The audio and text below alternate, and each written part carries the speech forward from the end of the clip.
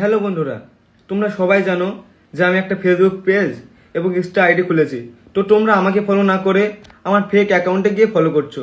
তো চলো তোমাদেরকে দেখিয়ে দিচ্ছি কোনটা ফেক এবং কোনটা রিয়েল। চলো ভাই দেখা। তো দেখো, প্রথমে এখানে আসো শফিক 120 2,15,000। তো এটা ফেক আইডি পুরোপুরি। আর একটা আছে 10K follow, I am Shafiq. তো এটাও ফেক আইডি।